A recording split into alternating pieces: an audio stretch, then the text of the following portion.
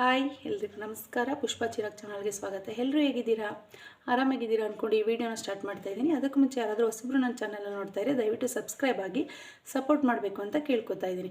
ನಾನು ಇವತ್ತಿನ ವಿಡಿಯೋದಲ್ಲಿ ಬಂದು ನಿಮಗೆ ಒಂದೇ ದಿನದಲ್ಲಿ ಬ್ಲೌಸ್ ಸ್ಟಿಚಿಂಗ್ ಮತ್ತು ಕಟ್ಟಿಂಗ್ ಯಾವ ಥರ ಮಾಡ್ಬೋದು ಅನ್ನೋದನ್ನ ನಾನು ನಿಮಗೆ ತಿಳಿಸ್ಕೊಡ್ತಾ ಇದ್ದೀನಿ. ಖಂಡಿತವಾಗ್ಲೂ ಕಲಿಬೋದಾ ನಾವು ಒಂದೇ ದಿನದಲ್ಲಿ ಸ್ಟಿಚಿಂಗ್ ಮತ್ತು ಕಟ್ಟಿಂಗ್ ಮಾಡೋದು ಎರಡನ್ನೂ ಕಲಿಬೋದು ಅಂತಂದರೆ ನನ್ನ ಪ್ರಕಾರ ಹೌದು. ನಿಮಗೆ ಇಂಟ್ರೆಸ್ಟ್ ಇತ್ತು ಅಂತಂದರೆ ಒಂದೇ ದಿನದಲ್ಲಿ ಸ್ಟಿಚಿಂಗ್ ಮಾಡೋದು ಮತ್ತು ಕಟ್ಟಿಂಗ್ ಮಾಡೋದು ಎರಡೂ ಕೂಡ ನಿಮಗೆ ಕಲ್ತ್ಕೋಬೋದು. ಅದು ಯಾವ ಥರ ಅಂತಂದರೆ ನಾನು ಹೇಳೋಂಥ ಕೆಲವು ಟ್ರಿಕ್ಸ್ಗಳನ್ನ ಫಾಲೋ ಮಾಡಬೇಕಾಗುತ್ತೆ. ಅಂತಂದರೆ ಕೆಲವು ಇದಕ್ಕೆ ಅಂತಂದರೆ ಒಂದೇ ದಿನದಲ್ಲಿ ಕಲ್ತ್ಕೋಬೇಕು ಅಂತಂದರೆ ಇದಕ್ಕೆ ಸಂಬಂಧಪಟ್ಟಂತೆ ಕೆಲವು ವಿಷಯಗಳಿರ್ತವೆ. ಆ ವಿಷಯಗಳು ನಿಮಗೆ ಗೊತ್ತಿದ್ರೂ ಮಾತ್ರ ನೀವು ಒಂದೇ ದಿನದಲ್ಲಿ ಸ್ಟಿಚಿಂಗು ಮತ್ತು ಕಟ್ಟಿಂಗ್ನ ಎರಡೂ ಕೂಡ ಕಲಿಬೋದು. ಅದು ಯಾವ್ಯಾವ ಪಾಯಿಂಟ್ಸ್ಗಳು ಅಂತಂದರೆ ಕೆಲವು ಪಾಯಿಂಟ್ಸ್ಗಳು ನಾನು ಹೇಳ್ತೀನಿ, ನೋಡ್ಕೊಳ್ಳಿ. ಫಸ್ಟು ನಿಮಗೆ ಬಂದುಬಿಟ್ಟು ಮಿಷಿನ್ ಬಗ್ಗೆ ಗೊತ್ತಿರಬೇಕಾಗುತ್ತೆ. ಅಂತಂದರೆ ನೀವು ಯೂಸ್ ಮಾಡ್ತಾರೋ ಮಿಷಿನ್ ಬಗ್ಗೆ ಆಗಿರ್ಬೋದು, ಬೇರೆ ಥರ ಮಿಷಿನ್ಗಳಾಗಿರ್ಬೋದು, ಸದ್ಯಕ್ಕೆ ನಿಮ್ಮ ಹತ್ರ ಇರೋ ಮಿಷಿನ್ ಬಗ್ಗೆ ನಿಮಗೆ ಗೊತ್ತಿರಬೇಕಾಗುತ್ತೆ. ಅದು ಏನೇನು ಅಂತಂದರೆ ಅದ್ರ ಬಗ್ಗೆ ಗೊತ್ತಿರಬೇಕು ಅಂತಂದರೆ ನಿಮಗೆ ಬಾಬಿನು ಮತ್ತು ಕೇಸ್ ಪಿನ್ನ ಯಾವ ಥರ ಅಟ್ಯಾಚ್ ಮಾಡಬೇಕು ಮಿಷಿನ್ಗೆ ಅನ್ನೋದು ಗೊತ್ತಿರಬೇಕು. ದಾರ ಸುತ್ತೋದೇನು ಆಲ್ರೆಡಿ ನಿಮ್ಗೆ ಗೊತ್ತಿರುತ್ತೆ. ಅದು ಯಾವ ಥರನಾದ್ರು ಮಿಷಿನಲ್ಲಿ ಕೊಟ್ಟಿರ್ತಾರೆ, ಸುತ್ಕೊತೀರ. ಅದಕ್ಕೆ ಬಾಬಿನು ಮತ್ತು ಕೇಸ್ ಪಿನ್ನು ನೀಟಾಗಿ ಕರೆಕ್ಟಾಗಿ ಪರ್ಫೆಕ್ಟಾಗಿ ಅದಕ್ಕೆ ಅಟ್ಯಾಚ್ ಮಾಡೋದು ಗೊತ್ತಿರಬೇಕು ಮಿಷಿನ್ಗೆ. ನೀವೇನಾದ್ರು ಕರೆಕ್ಟಾಗಿ ಅಟ್ಯಾಚ್ ಮಾಡಲಿಲ್ಲ ಅಂದರೆ ಹೊಲಿಗೆ ಜಂಪ್ ಆಗ್ಬೋದು ಅಥವಾ ಬೇರೆ ಥರ ಪ್ರಾಬ್ಲಮ್ಸ್ಗಳು ಉಂಟಾಗ್ಬೋದು. ಹೊಲಿಗೆ ಬರದಂತೆಯೂ ಕೂಡ ಇರ್ಬೋದು. ಅದಕ್ಕೋಸ್ಕರ ನೀವು ಕಲಿಯೋಕ್ಕೂ ಮುಂಚೆನೇ ಇವಿಷ್ಟು ನಿಮಗೆ ಮಾಹಿತಿಗಳು ಗೊತ್ತಿರಬೇಕಾಗುತ್ತೆ. ಮತ್ತು ನೀವು ನೀಡಲ್ ಅಂದರೆ ಸೂಜಿನ ಯಾವ ಥರ ಹಾಕಬೇಕು, ನಿಮ್ಮ ಮಿಷಿನ್ಗೆ ಯಾವ ಥರ ಅಟ್ಯಾಚ್ ಮಾಡಬೇಕು ಅನ್ನೋದು ಗೊತ್ತಿರಬೇಕು. ಮೊದಲೇ ನಾನು ಹೇಳ್ದಂಗೆ ಬಾಬಿನ ಮತ್ತು ಕೇಸ್ ಪಿನ್ಗೆ ಯಾವ ಥರ ಮಿಷಿನ್ಗೆ ಅಟ್ಯಾಚ್ ಮಾಡಬೇಕು ಅನ್ನೋದು ಗೊತ್ತು. ದಾರ ಯಾವ ಥರ ಅಂದರೆ ಸೂಜಿ ಯಾವ ಥರ ಹಾಕಬೇಕು ಅಂತ ಗೊತ್ತಿರಬೇಕು.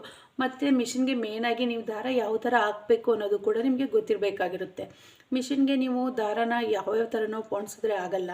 ಅದಕ್ಕೆ ಆದಂಥ ಮೆಥಡ್ ಇದೆ. ಅದೇ ಮೆಥಡಲ್ಲಿ ಕೂಡ ನೀವು ದಾರನ ನೀವು ಪೋಣಿಸ್ಬೇಕಾಗುತ್ತೆ ಮಿಷಿನ್ಗೆ, ಅದು ಗೊತ್ತಿರಬೇಕು. ಮತ್ತು ನಿಮಗೆ ಅಂದರೆ ಫೂಟ್ ಅಂತ ಇರುತ್ತಲ್ಲ, ಅದನ್ನು ನಿಮಗೆ ಪೆಡಲ್ ತುಳಿಯೋದು ಗೊತ್ತಿರಬೇಕಾಗುತ್ತೆ. ಮಿಷಿನಲ್ಲಿ ಮೇಯ್ನಾಗಿ ಅಂತಂದರೆ ನಿಮಗೆ ಸಿಂಪಲಾಗಿ ಪೆಡಲ್ ತುಳಿಯೋದು ಅಭ್ಯಾಸ ಆಗಿರಬೇಕಾಗುತ್ತೆ. ಕೆಲವು ಸಲ ಪ್ರಾಕ್ಟೀಸ್ ಮಾಡೋರು ಏನು ಮಾಡ್ತೀರಾ ಅಂತಂದರೆ ಮುಂದೆ ಬರಲ್ಲ, ಹಿಂದೆ ಒತ್ತುತ್ತಾ ಇರ್ತೀರ. ಅದು ನಿಮ್ಗೆ ಯಾವಾಗಲೂ ಮುಂದೆ ರನ್ನಿಂಗ್ ಆಗಂಗೆ ನೀವು ಪೆಡಲ್ನ ಅಭ್ಯಾಸ ಮಾಡ್ಕೋಬೇಕಾಗುತ್ತೆ. ಅದು ಕೂಡ ಗೊತ್ತಿರಬೇಕಾಗುತ್ತೆ. ಇನ್ನು ನೆಕ್ಸ್ಟ್ ಪಾಯಿಂಟ್ ಏನಪ್ಪ ಅಂತಂದರೆ ನಮಗೆ ಸಣ್ಣ ಪುಟ್ಟ ಹೊಲಿಗೆಗಳ ಬಗ್ಗೆ ಮಾಹಿತಿ ಗೊತ್ತಿರಬೇಕಾಗುತ್ತೆ. ಅಂದರೆ ಹೊಲಿಗೆ ನಾವು ಹಾಕೋದ್ರ ಬಗ್ಗೆ ಹೊಲಿಗೆ ಹಾಕೋಕ್ಕೆ ನಮಗೆ ಬರಬೇಕಾಗುತ್ತೆ. ಇವಿಷ್ಟು ಗೊತ್ತಿತ್ತು ಅಂದರೆ ಹೊಲಿಗೆ ಹಾಕೋಕ್ಕೆ ನಿಮ್ಮ ಹಳೆ ಬಟ್ಟೆ ಆಗಿರ್ಬೋದು, ಯಾವ ಥರ ಬಟ್ಟೆ ಆಗಿರ್ಬೋದು, ಅದನ್ನು ನೀವು ತೊಗೊಂಡು ಅಭ್ಯಾಸ ಮಾಡ್ಕೊತು ಅಂತಂದರೆ ನಿಮಗೆ ಹೊಲಿಗೆ ಹಾಕೋದು ಗೊತ್ತಿರಬೇಕಾಗುತ್ತೆ. ಮೇನ್ ಈ 5 ಪಾಯಿಂಟ್ಗಳು ಗೊತ್ತಿರಬೇಕಾಗುತ್ತೆ. ಫಸ್ಟ್ ನಿಮಗೆ ಪೆಡಲ್ ಒತ್ತೋದು ಗೊತ್ತಿರಬೇಕು, ಮತ್ತು ಸೂಜಿನ ಹಾಕೋದು ಗೊತ್ತಿರಬೇಕು, ಬಾಬಿನ ಮತ್ತು ಕೇಸ್ಪಿನ ಹಾಕೋದು ಗೊತ್ತಿರಬೇಕು, ಮತ್ತು ದಾರ ಪೋಣಿಸೋದು ಗೊತ್ತಿರಬೇಕು, ಮತ್ತು ಸ್ಟಿಚಿಂಗ್ ಗೊತ್ತಿರಬೇಕು. ಸ್ವಲ್ಪ ಅಷ್ಟು ಗೊತ್ತಿತ್ತು ಅಂತಂದರೆ ನಿಮಗೆ ಆಟೋಮೆಟಿಕ್ಕಾಗಿ ನೀವು ಒಂದೇ ದಿನದಲ್ಲಿ ನಾನು ಹೇಳ್ಕೊಡೋ ಮೆಥಡ್ನ ಫಾಲೋ ಮಾಡ್ತು ಅಂತಂದರೆ ನಿಮಗೆ ಬಂದುಬಿಟ್ಟು ಒಂದೇ ದಿನದಲ್ಲಿ ಬ್ಲೌಸ್ ಕಟ್ಟಿಂಗ್ ಮತ್ತು ಸ್ಟಿಚಿಂಗ್ ಇರುತ್ತೆ. ಸ್ಟಿಚಿಂಗ್ ಎರಡೂ ಕೂಡ ಕಲಿಬೋದು. ಕಟ್ಟಿಂಗ್ ಏನು ತುಂಬ ಕಷ್ಟ ಏನಿಲ್ಲ. ಮೇಯ್ನಾಗಿ ನಮ್ಮ ಬ್ಲೌಸಲ್ಲಿ ಒಂದು 5 ಅಷ್ಟು ಅಳತೆ ತೊಗೊಂಡ್ರೆ ಸಾಕು. ಒಂದು 5 ಪಾಯಿಂಟ್ಸ್ ಮೇಯ್ನಾಗಿದೆ, ಅದನ್ನು ಬ್ಲೌಸಲ್ಲಿ ಅದನ್ನು ಅಳತೆ ತೊಗೊಂತು ಅಂತಂದರೆ ನೀವು ಆಟೋಮೆಟಿಕ್ಕಾಗಿ ಒಂದೇ ದಿನದಲ್ಲಿ ಕಟ್ ಮಾಡ್ಕೋಬೋದು. ನೀವು ಡೈರೆಕ್ಟಾಗಿ ಕಟ್ಟಿಂಗ್ ಅಂತಂದರೆ ಡೈರೆಕ್ಟ್ ಬ್ಲೌಸ್ನೇ ಕಟ್ ಮಾಡಬೇಕಾಗಿಲ್ಲ. ಡೈರೆಕ್ಟ್ ಬ್ಲೌಸ್ ಪೀಸ್ ಕಟ್ ಮಾಡೋಕೆ ಹೋಗಬೇಡಿ.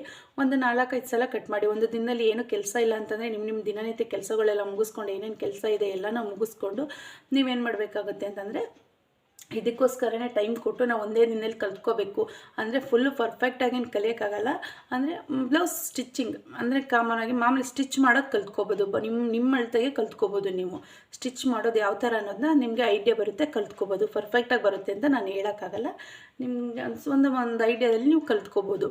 ಅಂತಂದರೆ ನೀವು ಫಸ್ಟ್ ನೀವು ಏನು ಮಾಡಿ ಬ್ಲೌಸ್ ಪೀಸ್ ಕಟ್ ಮಾಡಿಬಿಡಿ. ನೀವು ಬ್ಲೌಸ್ನ ಅಳತೆ ತೊಗೊಂಡು ಮೇಯ್ನಾಗಿ ನಾನು ಹೇಳ್ತೀನಲ್ಲ ಈ 5 ಪಾಯಿಂಟ್ಸ್ಗಳು ಮಾತ್ರ ಬ್ಲೌಸಲ್ಲಿ ಯಾವುದು ಅಳತೆ ತೊಗೋಬೇಕು ಅಂತ ಮೇಯ್ನಾಗಿ ನಾನು ತಿಳಿಸ್ಕೊಡ್ತೀನಿ. ಅದನ್ನು ನೋಡಿಕೊಂಡು ನೀವು ಕಟ್ ಮಾಡ್ಕೊಳ್ಳಿ. ಹಾಗೆ ಅಂತಂದರೆ ಪೇಪರಲ್ಲಿ ಕಟ್ ಮಾಡಿ. ಫಸ್ಟು ಒಂದು 4-5 ಶೀಟ್ ಪೇಪರ್ ತೊಗೊಳ್ಳಿ. ಪೇಪರಲ್ಲಿ ಬ್ಲೌಸ್ನ ಕಟ್ ಮಾಡಿ. ನಾವು ಪೇಪರಲ್ಲಿ ಸ್ಟಿಚಿಂಗ್ ಹಾಕೋಕ್ಕಾಗತ್ತಾ? ಖಂಡಿತ ಆಗಲ್ಲ. ಫಸ್ಟ್ ನೀವು ಸ್ಟಿಚಿಂಗ್ನ ಪೇಪರಲ್ಲಿ ಕಲ್ತ್ಕೊಂಡು ಆನಂತರ ಬ್ಲೌಸ್ ಪೀಸ್ ಕಟ್ ಮಾಡಿಕೊಂಡು ಆನಂತರ ನಿಮಗೆ ಸ್ಟಿಚಿಂಗ್ ಹಾಕೋಕ್ಕೆ ಬರುತ್ತಾ ಇರುತ್ತಲ್ವ.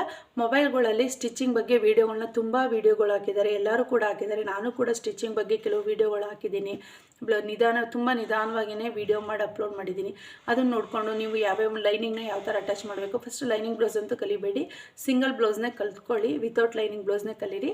ಅದನ್ನು ವಿತೌಟ್ ಲೈನಿಂಗ್ ಬ್ಲೌಸಸ್ ಯಾವ ಥರ ಸ್ಟಿಚ್ ಮಾಡಬೇಕು ಅನ್ನೋದು ನಾನು ಹಾಕಿದ್ದೀನಿ. ತುಂಬ ಈಸಿಯಾಗಿದೆ.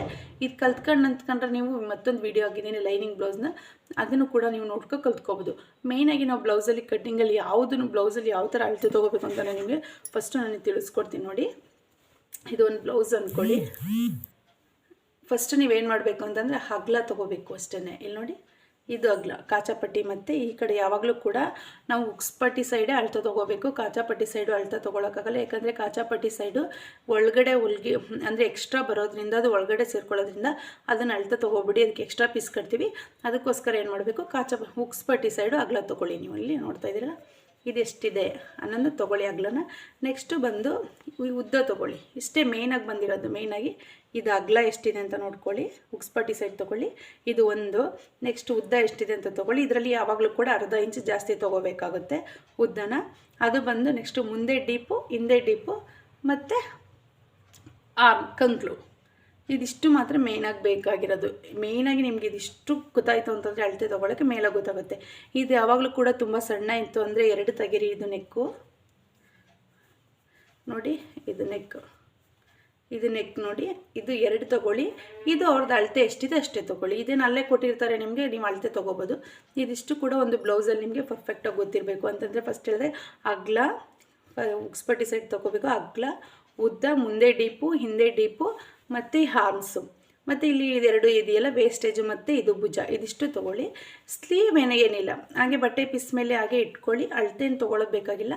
ಬ್ಲೌಸ್ನೇ ತೆಗೆದು ಬಟ್ಟೆ ಪೀಸ್ ಮೇಲೆ ಇಟ್ಟು ಇದು ಮತ್ತು ಕಂಕ್ಳು ಎರಡನ್ನೂ ಅಳತೆ ತೊಗೊಂಡು ನೀವು ಸ್ಲೀವ್ನ ತುಂಬ ಈಸಿಯಾಗಿ ಸ್ಲೀವ್ ಕಟ್ ಮಾಡ್ಕೋಬೋದು. ಸ್ಲೀವ್ದೇನೂ ಪ್ರಾಬ್ಲಮ್ ಆಗೋಲ್ಲ. ಇದಿಷ್ಟು ಮೇಯ್ನಾಗಿ ಒಂದು ಬ್ಲೌಸಲ್ಲಿ ಅಳತೆ ತೊಗೊಳ್ಳೋದು ನಿಮ್ಗೆ ಗೊತ್ತಿರಬೇಕು.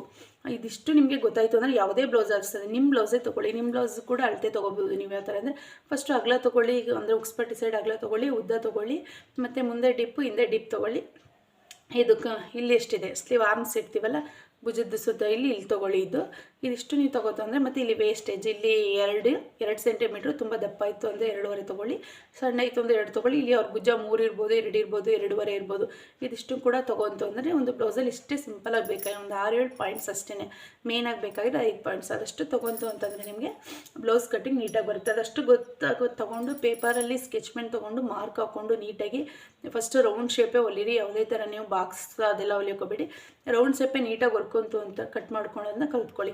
ಒಂದು 5 ಕಟ್ ಮಾಡಿರಿ, ಒಂದು 5 ಅಳತೆ ತೊಗೊಳ್ಳಿ, ಒಂದು 5 ಶೀಟ್ ಪೇಪರ್ ಇಟ್ಕೊಳ್ಳಿ.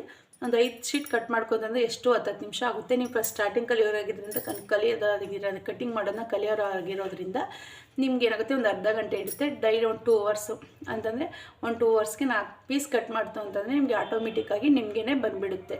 ಅದನ್ನು ಯಾವುದೇ ರೀತಿ ಪ್ರಾಬ್ಲಮ್ ಆಗೋಲ್ಲ, ನಿಮಗೇನೆ ಕಟ್ಟಿಂಗ್ ಬಂದುಬಿಡುತ್ತೆ. ಅದೇ ರೀತಿ ಸ್ಟಿಚಿಂಗ್ ಅಲ್ವಾ ನೋಡಿ, ಕಟ್ಟಿಂಗ್ ಇಷ್ಟೇ. ಒಂದು ದಿನದಲ್ಲೇ ಒಂದು 4-5 ಪೇಪರ್ ಕಟ್ ಮಾಡ್ತು ಅಂದರೆ ಕಟ್ಟಿಂಗ್ ಬಂದುಬಿಡುತ್ತೆ ಆಟೋಮೆಟಿಕ್ಕಾಗಿ. ಪರ್ಫೆಕ್ಟಾಗಿ ಬರಲಿಲ್ಲ ಅಂತಂದ್ರೂ ಕೂಡ ನೀಟ್ ಸ್ವಲ್ಪನಾದರೂ ನಿಮಗೆ ಬಂದೇ ಬರುತ್ತೆ. ಮತ್ತು ಸ್ಟಿಚಿಂಗ್ ಅಂದರೆ ನಿಮ್ಗೆ ಆಲ್ರೆಡಿ ಹಳೆ ಬಟ್ಟೆಗಳಿಗೆಲ್ಲ ಸ್ಟಿಚಿಂಗ್ ಆಗ್ತಾ ಇರ್ತೀರ. ನಾನು ಮೊದಲೇ ಹೇಳ್ದಂಗೆ ನೀವು ಇವೆಲ್ಲ ಒಂದೇ ದಿನದಲ್ಲಿ ಕಲಿಯೋಕ್ಕೆ ಮುಂಚೆ ನಿಮಗೆ ಸ್ಟಿಚಿಂಗ್ ಬಗ್ಗೆ ಸ್ವಲ್ಪ ಮಾಹಿತಿ ಬೇಕಾಗಿರುತ್ತೆ. ನಿಮಗೆ ಸ್ಟಿಚಿಂಗ್ ಹಾಕೋಕ್ಕೆ ಬರ್ತಾ ಇರುತ್ತೆ ಅನ್ನೋರಾದರೂ ಮಾತ್ರ ಬೇಗ ಕಲಿಬೋದು. ಇಲ್ಲ ನಾನು ಕಲ್ತ್ಕೋತೀನಿ ಅನ್ನೋದಾದರೂ ಕಲಿಬೋದು. ಸ್ಟಿಚಿಂಗ್ ಬರ್ತಾ ಇರುತ್ತೆ ಅಂದರೆ ನೀವು ಮೊಬೈಲಲ್ಲಿ ಕೆಲವು ವೀಡಿಯೋಗಳು ಹಾಕಿದ್ದೀವಿ, ನೋಡಿಕೊಂಡು ಯಾವ್ಯಾವ ಥರ ಸ್ಟಿಚ್ ಮಾಡಬೇಕು, ಕಾಚಾಪಟ್ಟಿ ಯಾವ ಥರ ಹಾಕಬೇಕು, ಉಕ್ಸ್ಪಟ್ಟಿ ಯಾವ ಥರ ಹಾಕಬೇಕು, ಮತ್ತು ಮುಂದೆ ಡಾಟ್ಸ್ ಯಾವ ಥರ ಇಡಬೇಕು, ಮತ್ತು ಬಾಕ್ಸ್ ಪಟ್ಟಿ ಯಾವ ಥರ ಸ್ಟಿಚ್ ಮಾಡಬೇಕು, ಯಾವ ಥರ ಅಟ್ಯಾಚ್ ಮಾಡಬೇಕು, ಮತ್ತು ಪೈಪಿಂಗ್ ಹಾಕೋದು ಹೇಗೆ, ಸ್ಲೀವ್ ಸೇರ್ಸೋದು ಹೇಗೆ, ಮತ್ತು ಎಮ್ಮಿಂಗ್ ಮಾಡೋದು ಹೇಗೆ, ಎಲ್ಲದನ್ನು ಕೂಡ ಪ್ರತಿಯೊಂದು ಕೂಡ ವೀಡಿಯೋಗಳು ಮಾಡಿ ಹಾಕಿದ್ದೀವಿ. ನಾನು ಕೂಡ ಎಲ್ಲನೂ ವೀಡಿಯೋ ಮಾಡಿ ಹಾಕಿದ್ದೀನಿ. ಮತ್ತು ನಿಮಗೆ ಬಂದುಬಿಟ್ಟು ಬೇರೆ ಥರ ಅಂದರೆ ಬೇರೆಯವರು ಕೂಡ ವೀಡಿಯೋಗಳು ಮಾಡಿ ಹಾಕಿದ್ದಾರೆ. ನಿಮಗೆ ಯಾವುದು ತುಂಬ ಈಸಿ ಮೆಥಡಲ್ಲಿರುತ್ತೆ ಅದನ್ನು ನೋಡಿ ನೀವು ಕೂಡ ಸ್ಟಿಚಿಂಗ್ನ ಒಂದೇ ದಿನದಲ್ಲಿ ಒಂದು ಕಟ್ ಮಾಡಿರ್ತೀರಲ್ಲ, ಪೇಪರ್ ಕಟ್ ಮಾಡಿದ್ಮೇಲೆ ಬ್ಲೌಸ್ ಪೀಸ್ ಕಟ್ ಮಾಡ್ಕೊಳ್ಳಿ, ಅದನ್ನು ಕಟ್ ಮಾಡ್ಕೊಳ್ಳಿ, ಒಂದು 2 ಬ್ಲೌಸ್ ಪೀಸ್ ಕಟ್ ಮಾಡ್ಕೊಳ್ಳಿ, ಕಲ್ತ್ಕೊಳ್ಳಿ. ನಿಮ್ಗೆ ಒಂದೇ ದಿನದಲ್ಲಿ ಅಂದರೆ ಪರ್ಫೆಕ್ಟಾಗಿ ಬರಲಿಲ್ಲ ಅಂತಂದರೂ ನಾನು ಶಬಾಷ್, ನಾನು ಬ್ಲೌಸ್ನ ನಾನು ಸ್ಟಿಚ್ ಮಾಡ್ಕೋಬೋದು, ಅಂದರೆ ಬಂದಿದೆ ಸುಮಾರಾಗಿ ಬ್ಲೌಸ್ ಸ್ಟಿಚ್ ಮಾಡೋದು ಕಲ್ತಿದ್ದೀನಿ ಅನ್ನೋಷ್ಟಾದರೂ ಕೂಡ ಖಂಡಿತ ಬಂದೇ ಬರುತ್ತೆ ನಮಗೆ. ಅಂದರೆ ಆವಾಗ ನಾವು ಟ್ರೈನಿಂಗ್ ಹೋಗ್ತಾ ಇರೋದ್ರಿಂದ ನಮಗೆ ಎಲ್ಲನೂ ಒಂದೊಂದಾಗಿ ಹೇಳ್ಕೊಡ್ತಾಯಿದ್ರು. ಬಟ್ ಇವಾಗೆಲ್ಲ ಮೊಬೈಲಲ್ಲೇ ಇರೋದ್ರಿಂದ ಆಟೋಮೆಟಿಕ್ಕಾಗಿ ನಿಮಗೆ ಕೂಡ ಒಂದೇ ದಿನದಲ್ಲಿ ನೀವು ಸ್ಟಿಚಿಂಗ್ನ ಕಲ್ತ್ಕೋಬೋದು. ತುಂಬ ಅದೇನು ಸ್ಟಿಚಿಂಗ್ ಕಲಿಯೋದೇನು ಭಾರಿ ರಿಸ್ಕೇನಲ್ಲ. ಎಲ್ಲರೂ ಅಯ್ಯೋ ತುಂಬ ಕಷ್ಟ, ಇಂಟ್ರೆಸ್ಟ್ ಇಲ್ಲ ಅಂತಾರೆ. ಯಾವುದೇ ರೀತಿ ಸ್ಟಿಚಿಂಗ್ ಕಲಿಯೋದು ತುಂಬ ಕಷ್ಟ ಏನಲ್ಲ, ತುಂಬ ಈಸಿ ಮೆಥಡು, ಈಸಿಯಾಗಿ ಕಲ್ತ್ಕೋಬೋದು. ಕೆಲವರು ಅಳತೆನ ತುಂಬ ಡಿಫ್ರೆಂಟಾಗಿ ತುಂಬ ಟಫಾಗೂ ಕೂಡ ತೋರಿಸಿರ್ತಾರೆ. ನನಗೂ ಕೂಡ ಕೆಲವು ವೀಡಿಯೋಗಳು ನೋಡಿದಾಗ ತುಂಬ ಟಫಾಗಿ ತೋರಿಸಿದ್ದಾರೆ ಅಂತ ಅಂದ್ಬಿಟ್ಟು ನಾನು ತುಂಬ ಈಸಿಯಾಗಿ ಅಂದರೆ ಕೆಲವು ವೀಡಿಯೋಗಳನ್ನ ನಾನು ಬೇರೆಯವ್ರ ವೀಡಿಯೋಗಳನ್ನ ನೋಡಿ ಅದರಲ್ಲಿ ನಾನು ಯಾವ ಥರ ಸ್ಟಿಚ್ ಮಾಡ್ತೀನಿ ತುಂಬ ಈಸಿ ಮೆಥಡಲ್ಲಿ ಹೊಸಬ್ರಿಗೆ ತಿಳಿಸ್ಕೊಟ್ರೆ ಅವ್ರಿಗೆ ಯೂಸ್ ಆಗುತ್ತೆ ಅನ್ನೋದೊಂದು ಕಾರಣದಿಂದ ನಾನು ಈ ಥರ ತುಂಬ ಸಿಂಪಲ್ಲಾಗಿ ನಾನು ಬ್ಲೌಸ್ನ ಅಳತೆ ಯಾವ ಥರ ತೊಗೋಬೇಕು ಅನ್ನೋದನ್ನು ಕೂಡ ತಿಳಿಸಿದ್ದೀನಿ. ಮತ್ತು ನಾನು ಯಾವ ಥರ ನಿಮಗೆ ಈ ವಿಡಿಯೋದಲ್ಲಿ ಬ್ಲೌಸ್ ಅಳತೆ ತೊಗೊಂಡದ್ದು ಅರ್ಥ ಆಗಲಿಲ್ಲ, ಫಾಸ್ಟ್ ಆಯಿತು ಅನ್ನೋದಾದರೆ ನಾನು ವಿಡಿಯೋ ಮಾಡಿ ಸಪ್ರೇಟ್ ವಿಡಿಯೋ ಮಾಡಿ ಹಾಕಿದ್ದೀನಿ ವಿತೌಟ್ ಲೈನಿಂಗ್ ಬ್ಲೌಸು ಅಥವಾ ಲೈನಿಂಗ್ ಬ್ಲೌಸು. ಆ ವಿಡಿಯೋಗಳನ್ನ ಚೆಕ್ ಮಾಡಿ ನೀವು ನೋಡ್ಕೋಬೋದು. ಹಾಗೆ ನಾನು ನಾರ್ಮಲ್ ಮಿಷಿನಲ್ಲಿ ಪೀಕೋ ಹಾಕೋದನ್ನು ಕೂಡ ನಾನು ಯಾವ ಥರ ಅಂತ ತಿಳಿಸ್ಕೊಟ್ಟಿದ್ದೀನಿ. ಜಸ್ಟ್ ಒಂದು ಪೀಸ್ಗೆ ನಾನು ಪೀಕೋ ಹಾಕಿ ತೋರಿಸ್ಕೊಟ್ಟಿದ್ದೀನಿ. ಇವಾಗ ನಾನು ಫುಲ್ ಎಲ್ಲಕ್ಕೂ ಪೀಕೋ ಹಾಕಿ ತೋರಿಸ್ತೀನಿ ಒಂದು ಬ್ಲೌಸ್ ಫುಲ್ಲು. ನೀವು ನೋಡ್ಕೊಂಡು ಕಲ್ತ್ಕೊಳ್ಳಿ. ಈ ವಿಡಿಯೋ ಯೂಸ್ ಆಯಿತು ಅಂತ ತಿಳ್ಕೊಂಡು ಏನು ಮಾಡ್ತಾಯಿದ್ದೀನಿ.